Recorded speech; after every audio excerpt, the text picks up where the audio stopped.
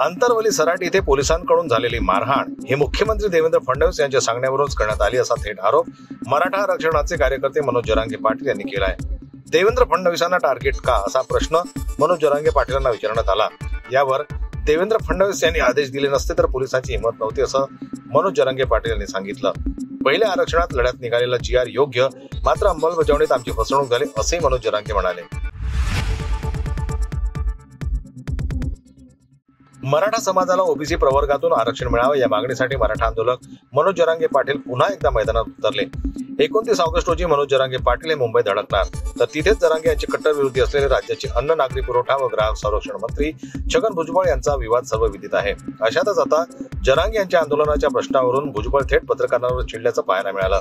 भुजबळ हे पुणे सोलापूर जिल्ह्याच्या दौऱ्यावर असताना त्यांना 29 ऑगस्ट रोजी मनोज जरांगे यांचे मुंबईत आंदोलन होणार आहे याबाबत प्रश्न विचारण्यात आला।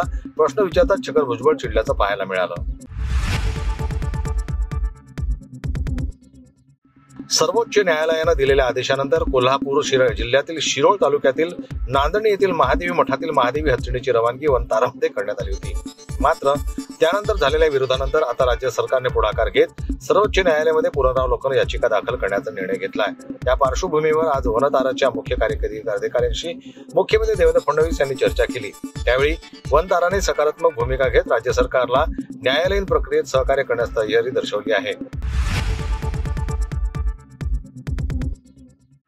भाजप प्रवक्ता राहिलेल्या आरती साठे यांची थेट मुंबई उच्च न्यायालयाच्या न्यायाधीशपदी नियुक्त करण्यात आल्यानंतर रोहित पवार यांनी आक्षेप व्यक्त करत हल्लाबोल केलाय। त्यांच्या नियुक्तीवरून काँग्रेसकडूनही विरोध दर्शवण्यात आला। दरम्यान शिवसेना खासदार संजय राऊत यांनी सुद्धा आरती साठे यांच्या नियुक्तीवरून भारतीय जनता पक्षावर सडसडून टीकास्त्र सोडलेलं आहे।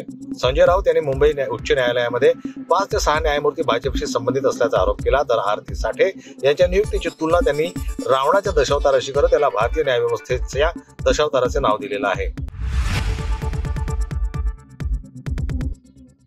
उपमुख्यमंत्री व बीडचे पालकमंत्री अजित पवार 2 दिवसांच्या बीड जिल्हा दौऱ्यावर येणार आहेत। अजितदादांचा दौरा असल्यानं जिल्हा प्रशासनासह पालिका प्रशासन अलर्ट मोडवर आहे।